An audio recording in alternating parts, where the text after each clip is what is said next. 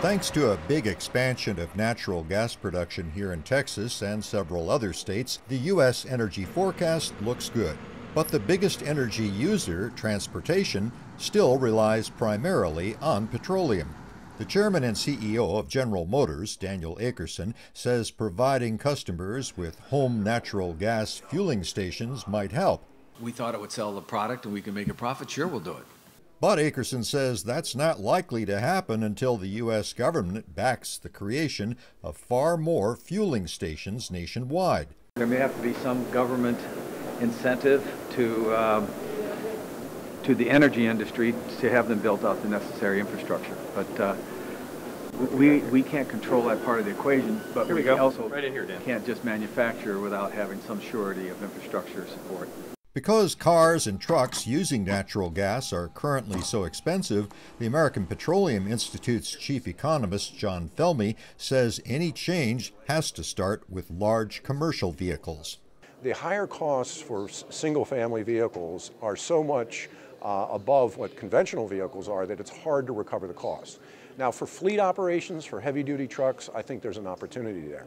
Felmy also thinks it makes sense to promote the export of liquefied natural gas to provide producers with an incentive to expand. If you look at gas operations around the country right now, you're seeing still an enormous amount of exploratory drilling for gas, but the development drilling hasn't occurred because of the relatively low price. He says such exports would also cut the U.S. trade deficit, create more jobs, and yet have only a minor impact on the price consumers pay.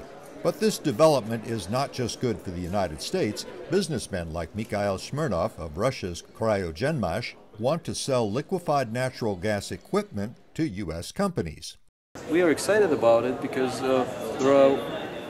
that dramatically increases the number of private gas sellers and private customers who will need the gas to be liquefied in small quantities.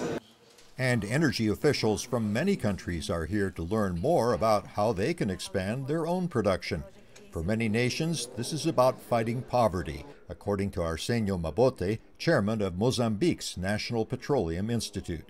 By having energy resources, if, for instance, you generate electricity and you supply to the population, that brings development.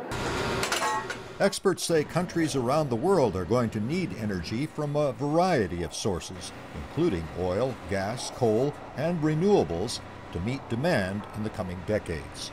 Flakus, VOA News, Houston.